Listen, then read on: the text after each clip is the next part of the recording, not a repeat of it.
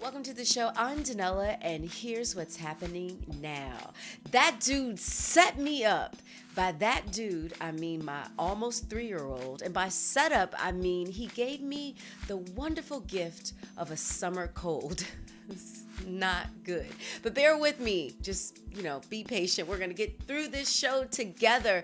And a couple of things we're going to talk about. Of course, Political Pop is on deck. This week, another blow to asylum seekers. We'll talk about that. And also, In Our World is on deck. We're going to talk about the first, I believe, I haven't seen anything like this. The state of Massachusetts is personally suing 3 generations of family members who own Purdue Pharma.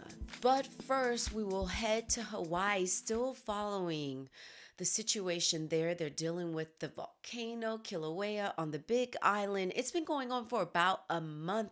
And listen to this week, it literally evaporated the largest freshwater lake in the area.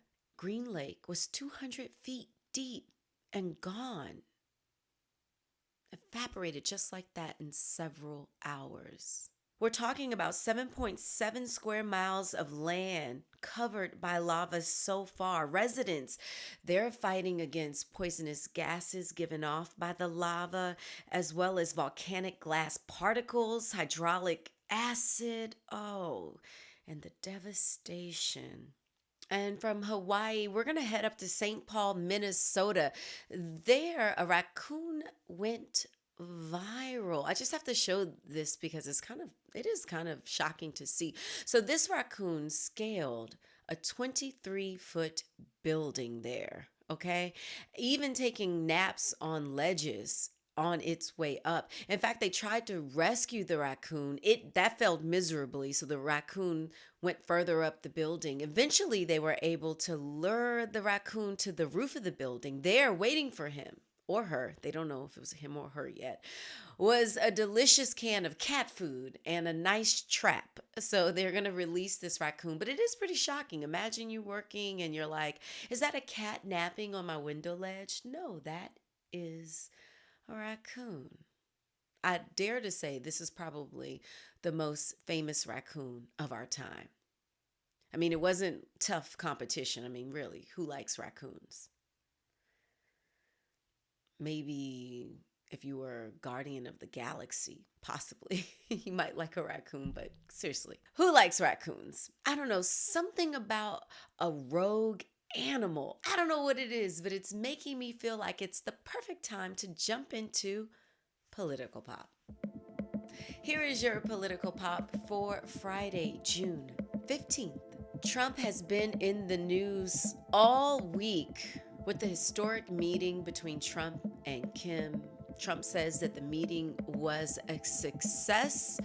Everyone else says time will tell. Well, during this week, another huge story happened, and that is that Attorney General Jeff Sessions has struck a major blow to asylum seekers. And this is what he did was he reversed a case on immigration involving a Guatemalan woman. She came here, sought asylum because of her husband, saying that he was physically abusive to her. Well, Jeff Sessions overturned that case and says that's not grounds to seek asylum in the U.S., specifically domestic violence as well as gang violence, both. No reason, according to him, to be able to come here and gain asylum. Now, this is the latest blow to asylum seekers in a long-running debate, which is what exactly constitutes asylum. I'm Danella Seelock, and that was your Political Pop. And now we'll jump straight into In Our World. And this week, Massachusetts, the first state to personally name company executives in a complaint, as the state of Massachusetts is suing the drug company Pharmaceuticals. They are the makers of Oxycontin. The lawsuit said that Purdue deceived patients and doctors about the risk of opioids. and pushed prescribers to keep patients on drugs longer and aggressively targeted vulnerable populations, such as the elderly and veterans. Now, I've never seen anything like this. The lawsuit names 16 current and former executives and board members, including the chief executive, Craig Landau. And we're talking 8 members. I don't think I've ever seen this before. 8 members across 3 generations of the Sackler family. Now, this is the family that wholly owns Purdue. This is major for the government to actually hold the family accountable for their business. Personally accountable, 8 people across 3 generations. This crisis affecting our country is huge. And then it's also fueling the heroin addicts as well as the fentanyl addicts.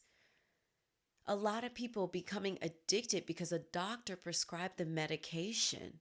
Then the doctor says, you can't have it anymore, you're addicted. And you see folks then have to go to the streets and get heroin and fentanyl.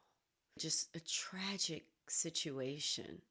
Now, the company is also being sued by more than 15 states separately. However, from what I see, Massachusetts, the only state personally naming family members and executives within the business. And to be honest with you, maybe companies wouldn't shell out so many products in the world that actually harm us if they know they could be personally responsible for it. It's a scary situation across the board. But as this crisis just affects more and more Americans and people worldwide, we have to do something. And I guess Massachusetts is saying we have to hold the makers responsible for deceiving the public, having doctors peddle out these drugs that are addictive and destroy lives. So that wraps up In Our World. As always, thank you so much for joining the show and bearing with me. I made it without sneezing. Yes.